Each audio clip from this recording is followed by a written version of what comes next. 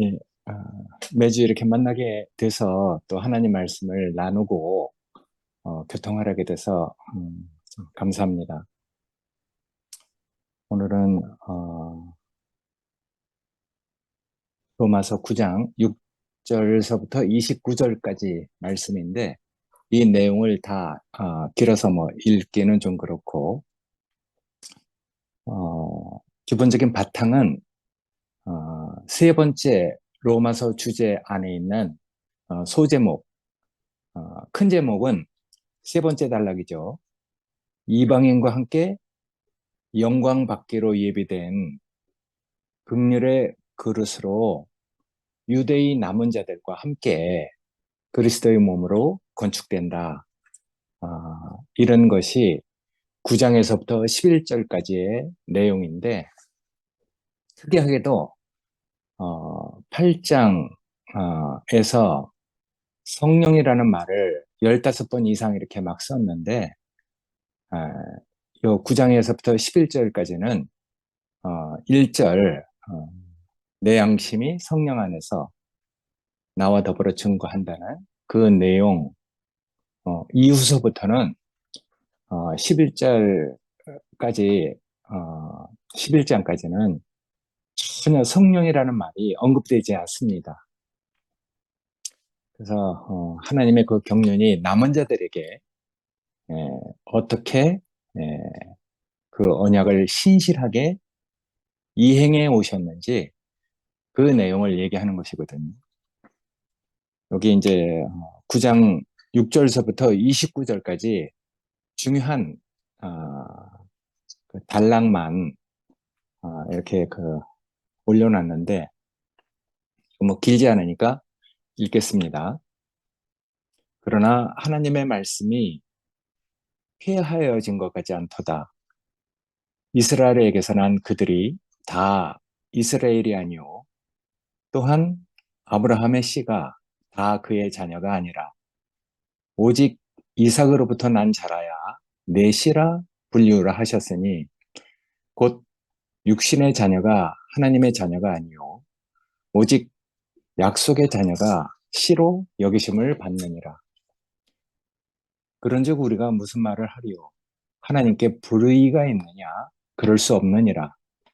그런즉 원하는 자로 말미암음도 아니요 다른 박질하는 자로 말미암음도 아니요 오직 긍휼히 여기시는 하나님으로 말미암음이니라. 너희는 내 백성이 아니라 한 그곳에서 그들이 살아계신 하나님의 아들이라 일컬음을 받으리라 함과 같으니라. 또 이사야가 이스라엘에 관하여 외치되 이스라엘 자손들의 수가 비록 바다의 모래 같을지라도 남은 자만 구원을 받으리니 29절 또한 이사야가 미리 말한 바 만일 만군의 주께서 우리에게 씨를 남겨두지 아니하셨더라면 우리가 소돔과 같이 되고 고모라와 같이 같으리로다 함과 같으리라. 요 중간에 귀절이 약간씩 빠져서 말이 잘 연결되지는 않지만은 하여튼 중요한 내용만 이렇게 올려놨으니까 시간 되시면은 우리가 성경을 미리 이렇게 읽고 이 내용으로 교통을 하면 참 더 좋습니다. 여기 올려놓은 대로 6절서부터 시작되는 이 말은 그냥 뭐 그저 그런 옛날 얘기가 아니라 아브라함으로부터 시작돼서 포로 시대를 거쳐서 진행되는 이스라엘 전체적인 역사에 관한 이야기거든요. 근데 그 이야기 속에 흐르는 그 바탕, 그 본질은 하나님의 약속과 성취라는 은혜에 관한 내용이 쭉 이렇게 이어져 있습니다.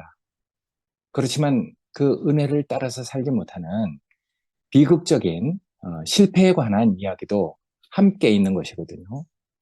그래서 우리가 믿음으로 따라가야 할 생명의 길이 무엇인지 또 거기서 빗나간 길은 무엇인지 이런 것들을 하나님의 경륜 안에서 느낄 수 있습니다.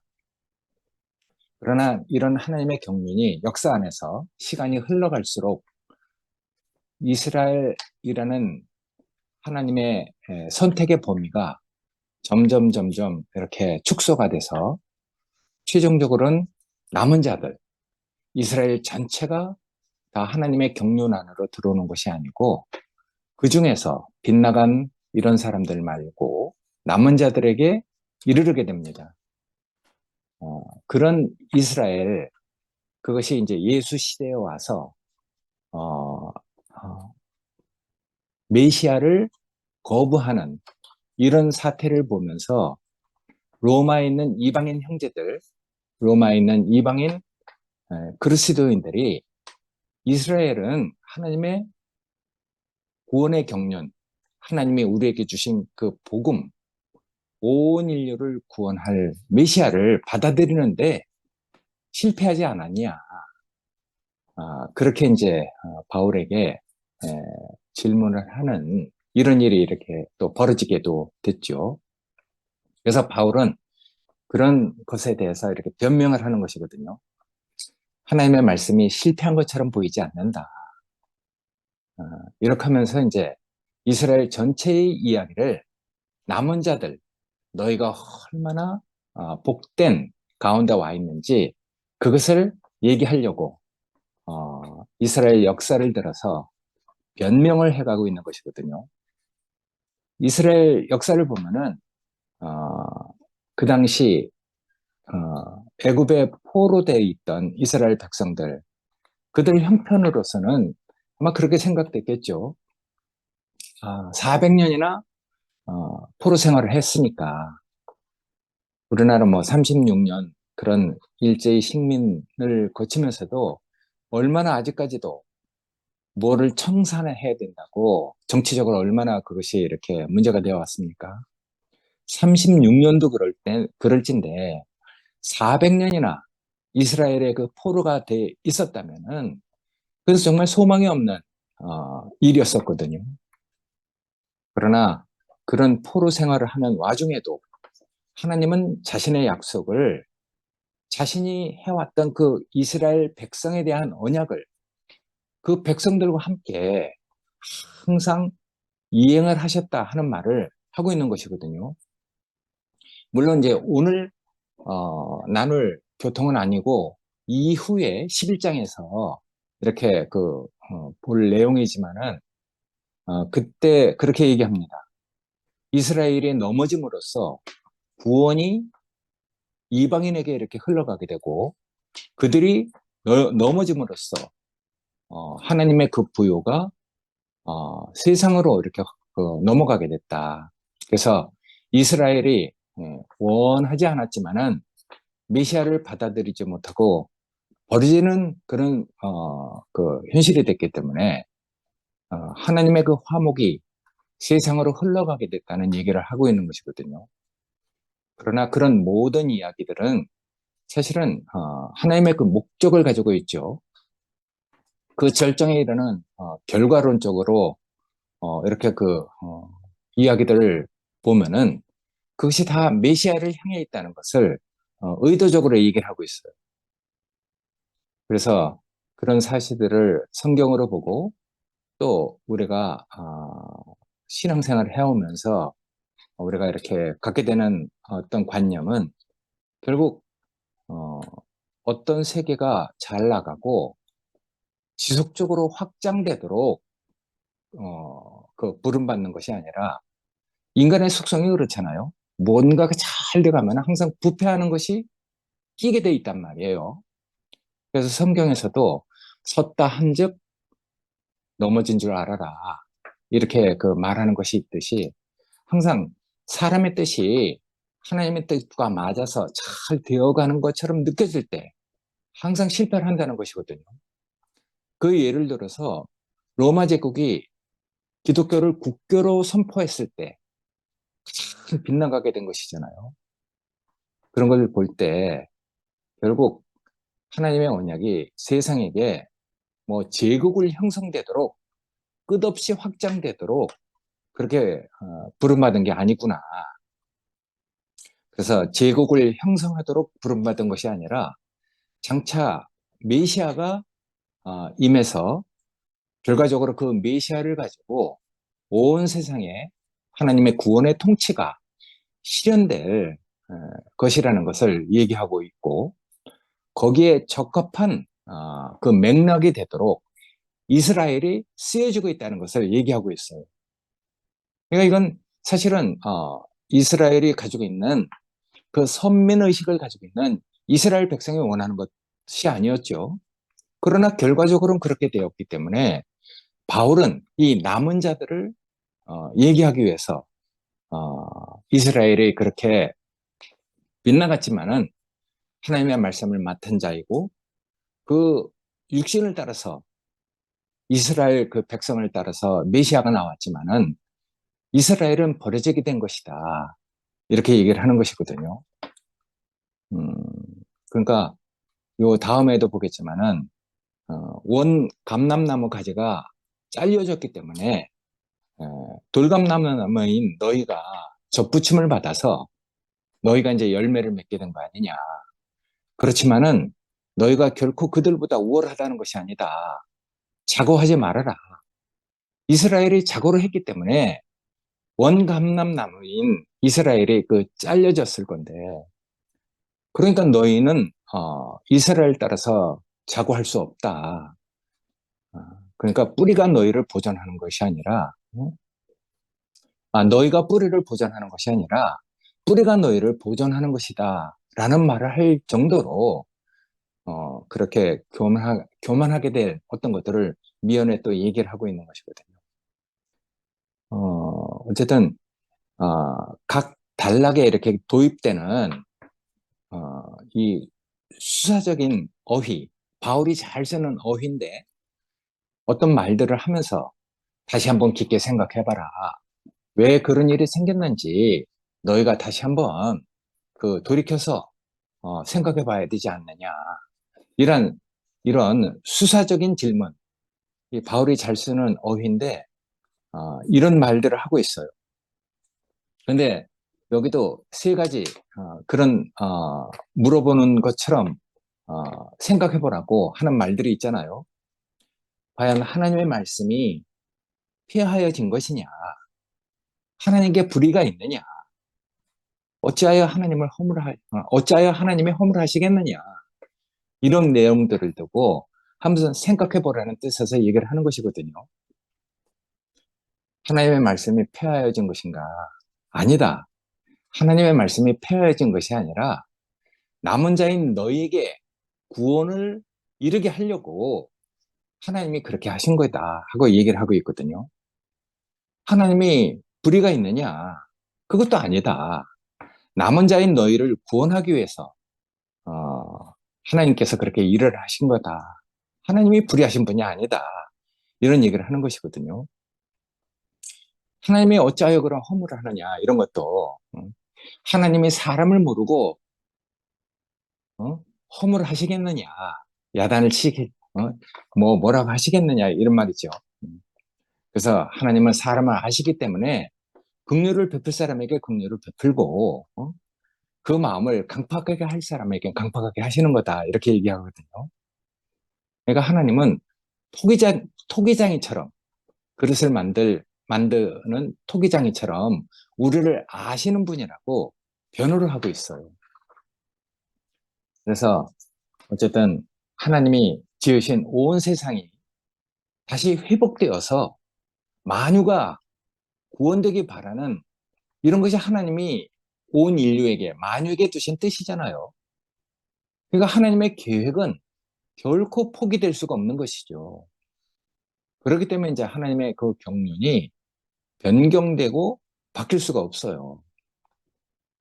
온 만유가 다시 돌아와서 하나님을 찬송할 때까지 하나님의 계획은 인류를 통해서 또 역사를 통해서 이루어지겠죠. 여기 보면은 하나님은 줄곧 그런 일을 해 오셨습니다. 아브라함의 자손 중 오직 일부만을 통해서 그 구원의 목적을 진척시켜 오셨거든요. 그러니까 그들을 이렇게 보면은 성경을 보면은 그 각 개인의 공과와는 무관해요. 오직 하나님의 목적을 따라서 이루어져 가고 있어요. 개인이 잘한 것이 뭐 쓸데없다, 뭐 틀렸다 이런 것이 아니라 그건 그거대로 하나님께서 축복을 하시고, 의롭다 하시지만은, 사실은 그거하고 전혀 무관하게 하나님의 그 경륜이 하나님의 목적을 따라서 이루어져 가고 있다는 것을 볼 수 있는 것이거든요. 그래서 바울의 요지는 아브라함의 가족이라도 누가 아브라함의 그 씨가 되느냐, 그건 유대인이나 이방인을 불문하고 하나님의 구원의 경륜을 믿는 이들로 아브라함의 씨가 된다는 것을 얘기하고 있거든요. 그러니까 우리가 예수의 그 족보를 보더라도 정말 이방인들, 이런 사람들이 예수의 그 조상 가운데 많이 있단 말이에요. 우리가 아는 다섯 여인들 다 사실은 이방 여인들이 많죠. 그러니까 이방인이나 유대인을 불문하고 하나님이 하시는 일을 뭔가 그 시대 그 시대마다 옳다고 믿는 이런 사람들을 따라서, 이런 사람들을 통해서 하나님의 그 구원의 경륜이 흘러오고 있는 것이거든요. 그러니까 아브라함의 가족, 이건 나중에 장차는 하나님의 권속이 되고 하나님의 백성이 되고 하나님 나라가 될 사람들이잖아요.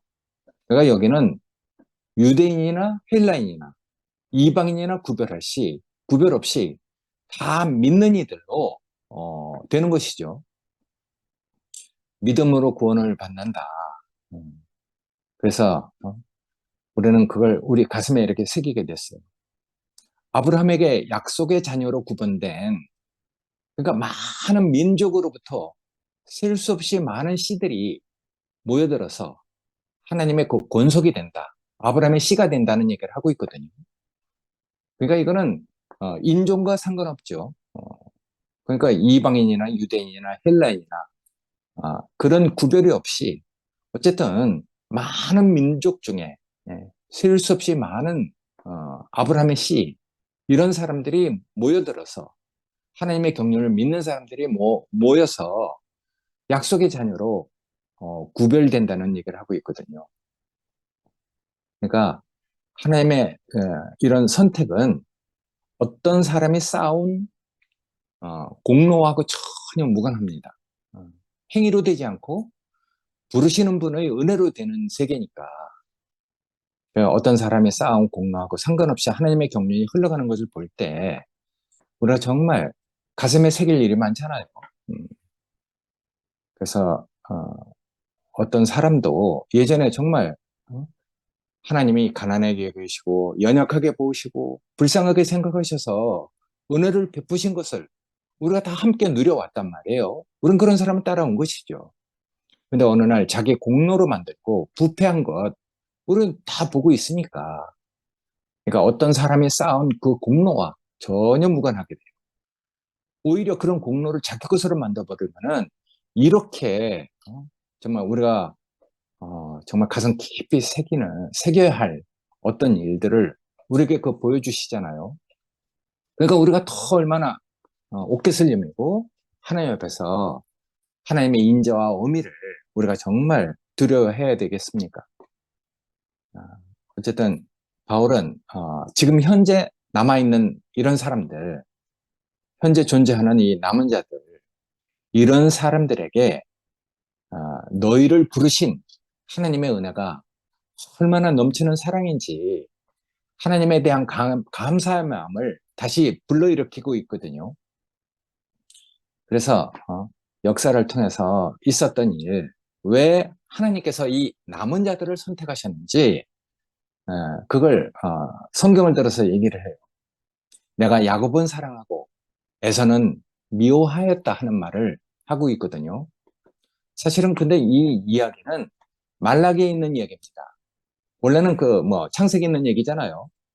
근데 말라기 1장 2절 거기에 보면은 여호와께서 이르시되 내가 너희를 사랑하였나라 하나 너희는 이르기를 주께서 어떻게 우리를 사랑하셨나이까 하는도다. 그러나 나 여호와가 말하는도다. 에서는 야곱의 형이 아니냐.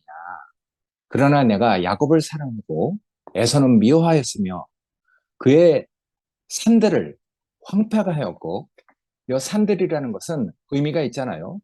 사람들이 노력해서 뭐 쌓아 올린 사람들이 자랑할 어떤 것들을 산들이라는 의미로 얘기하고 있는데 그 산들을 황폐하게 했다는 것이죠. 에돔 족속이 사실은 뭐 능력 있는 족속들이잖아요. 근데 에돔 족속에 쌓아 올린 그런 어, 산들이라고 의미하는 어떤 것들을 하나님께서 황폐하게 하신다는 것이거든요. 그래서 그의 산업을 광야의 이리들에게 넘겼느니라. 그때 에돔은 말하기를 우리가 무너뜨림을 당했으나 황폐한 곳에서 다시 쌓으리라 하거니와 나 만군의 여호와는 이르리라 이르노라 그들이 쌓을지라도 나는 홀리라 사람들이 그들을 일으켜 악한 지역이라 할 것이요 여호와의 진노가 영원한 진노를 받은 백성이라 그렇게 할 것이다. 너희는 눈으로 보고 이르기를 여호와께서는 이스라엘 지역 밖에서도 크시다 이렇게 얘기할 것이라는 것이거든요. 그래서 바울이 이렇게 얘기하는 그 바울의 심정은 하나님의 말씀이 실패한 것이 아니다. 역사 전체를 관통해서 이 시대에 너희까지 이르렀다는 사실을 얘기하고 있어요. 이방인 믿는 이들, 로마에 있는 그리스도인이 된 사람들, 바울도 한 번 본 적이 없거든요. 근데 하나님의 그 축복이 역사 전체를 관통해갖고 너희까지 이렇게 이르렀다는 것을 얘기하느라고 에서는 미워하고 야곱은 사랑했다는 얘기를 하는 것이거든요.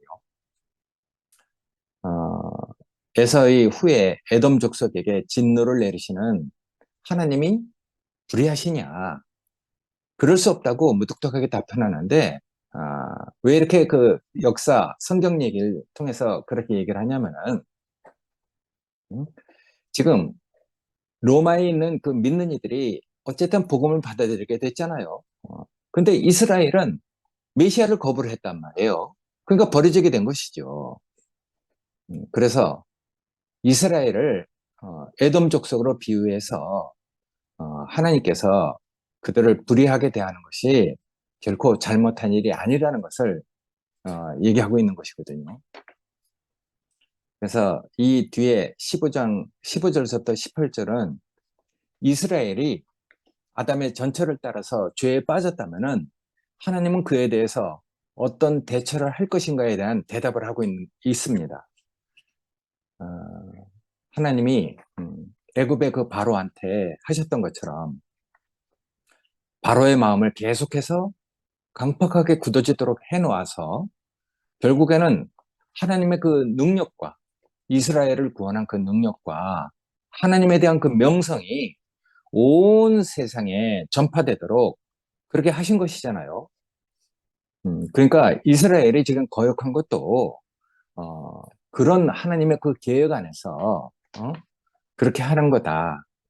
즉각적인 심판을 보류하시고 하나님이 그 남은 자들에 대한 그 긍휼을 온 세상에 퍼지게 하시려고 이렇게 한 것이라는 대답을 하고 있는 것이거든요. 그래서 이런 내용을 출애굽기에 있는 그 내용을 끄집어 와서 얘기하고 있습니다.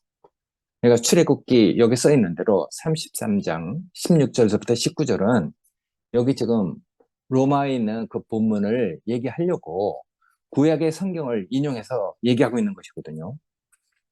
그 내용을 보면은 이스라엘 백성이 이제 우상 숭배를 하고 모세가 그 하나님의 말씀을 받는 산에 올라가서 하나님에게 그 애원하는 어, 그런 그 대목이 있는데 그건 나중에 하여튼 요 내용과 겹치지 않고 연결되는 내용이니까 성경을 찾아서 나중에 읽어보면 참 좋겠습니다.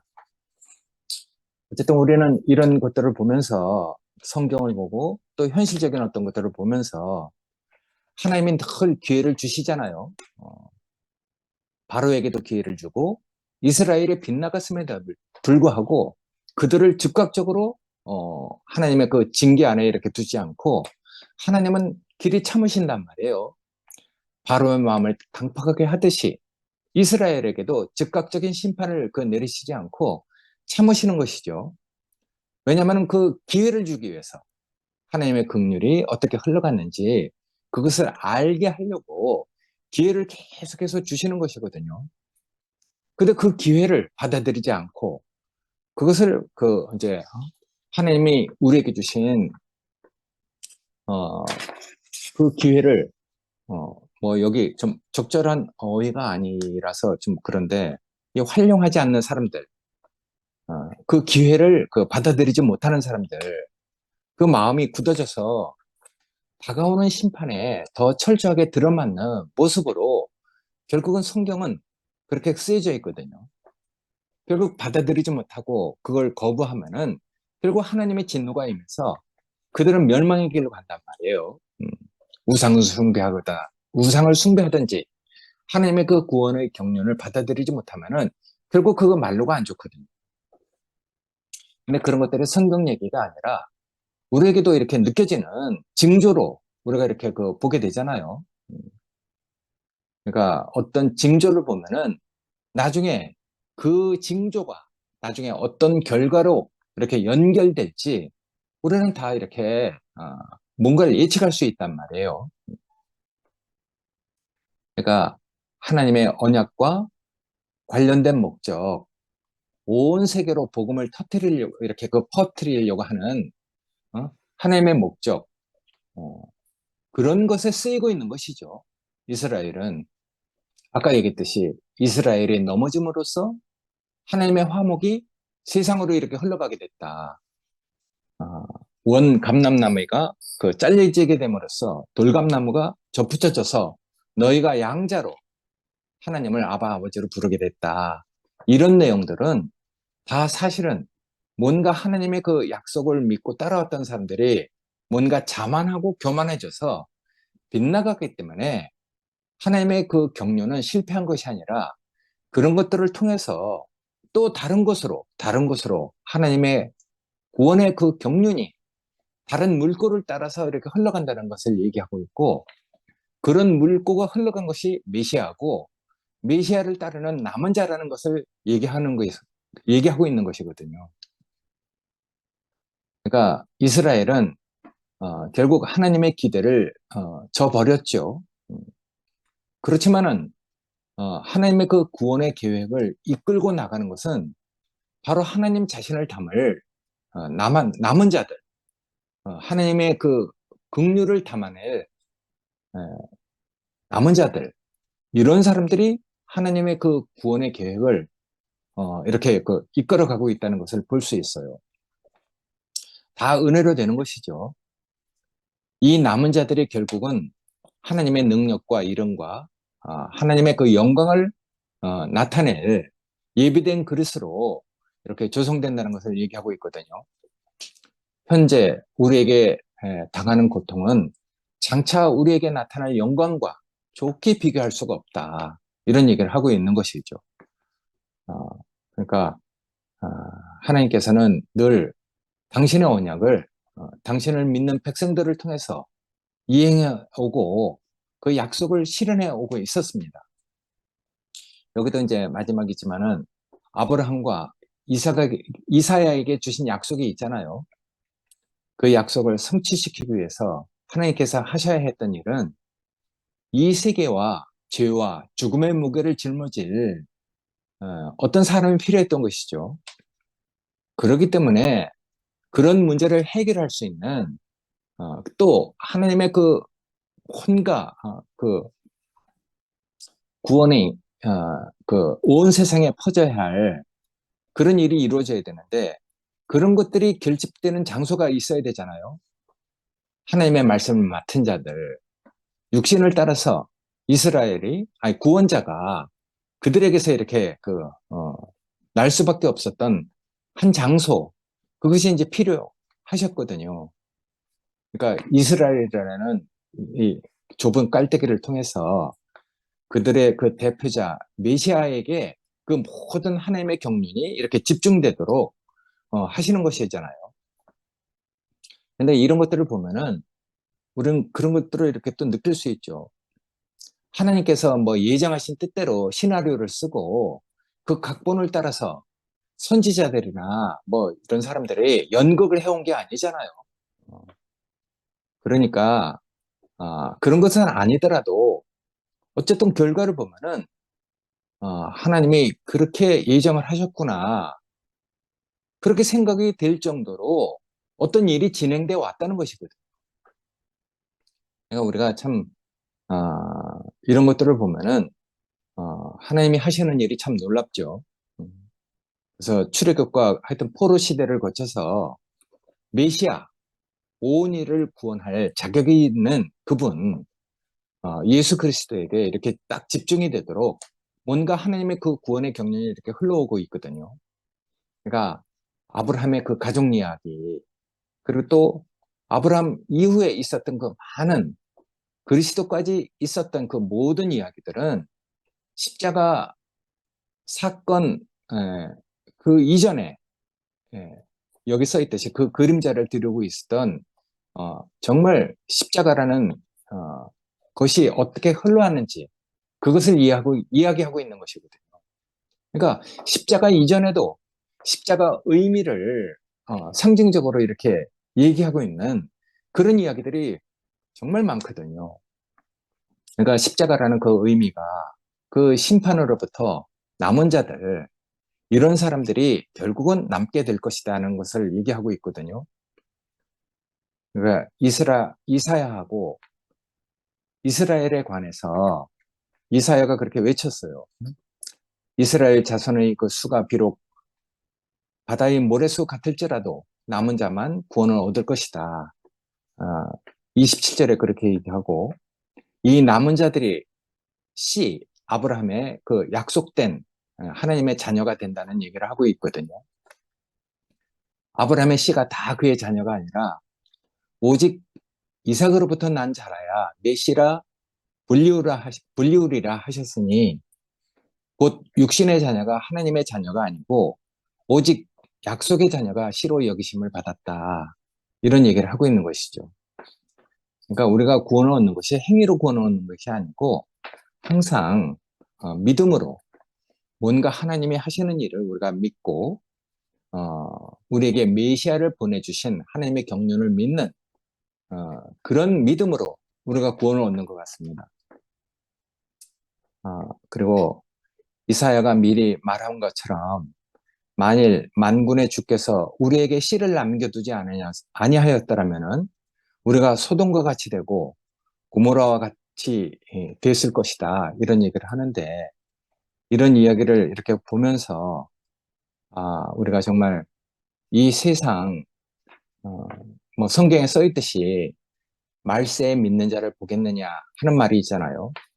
결국 소돔과 고모라 같은 이런 세상에서 그래도 우리에게 그리스도에 대한 소망과 하나님 나라에 대한 그 소망을 주셔서 그래도 이방인과 함께 영광 받기로 예비된 긍휼의 그릇으로 우리가 불려줬다는 것이 정말 감사가 되거든요. 그러니까 우리가 이런 상황을 보면서 어떻게 보면은 우리는 유대인 남은 자가 된 것이죠. 음, 그러니까 그리스도의 그 몸으로 세워지는 그러니까 이방인들 그런 사람들과 함께 유대인 남은 자들이 그리스도의 몸으로 세워지는 것을 성경을 통해서 이렇게 얘기하고 있거든요. 그것이 성경 2000년 전에 있는 성경 이야기가 아니라 오늘날 우리에게도 어떤 의미를 느낄 수 있도록 얘기하고 있는 것이라고 이렇게 보여집니다. 그래서 이게 뭐 멀리 있는 성경 얘기가 아니고 남의 얘기가 아니고 현실적으로 우리가 이렇게 느낄 수 있는 어떤 일을 이렇게 느껴지는데 바울이 얘기하고 있는 그 깊은 심중에는 그런 마음이 있는 것이죠. 너무 늦기 전에 그 멸망해가는 어, 구원이 없는 곳에서 빨리 나와라. 그런 말을 노심초사하고 있는 것이거든요. 근데 거기서 나오기를 거부할 경우에는 그들에게 구원을 얻을 기회가 많지 않다. 그 낙관적이지 않다는 말을 조심스럽게 안타깝고 고통스럽게 해가고 있는 것이 로마서 9장의 그 내용이라고 이렇게 그 보여집니다. 그러니까 우리가 바울과 같은 그 심정을 가지고 우리는 이제 있게 됐잖아요. 지나간 1년 동안 우리에게 많은 일이 있어서 하나님이 우리에게 은혜를 베푸셔서 그만큼 우리가 이제 그런 어떤 일에 동요되지 않고 어떤 싸움에 낚이지 않고 그래도 우리가 많은 은혜를 우리가 이렇게 입었기 때문에 우리에게 다른 마음을 갖게 된 것이거든요.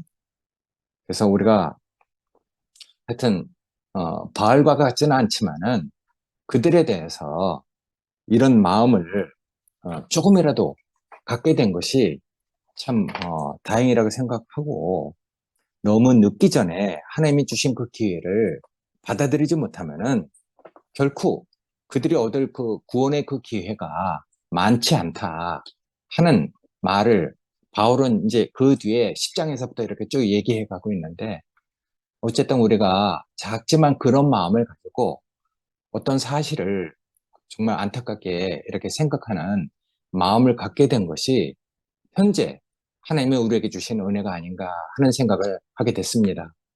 네, 감사합니다. 아멘. 아멘.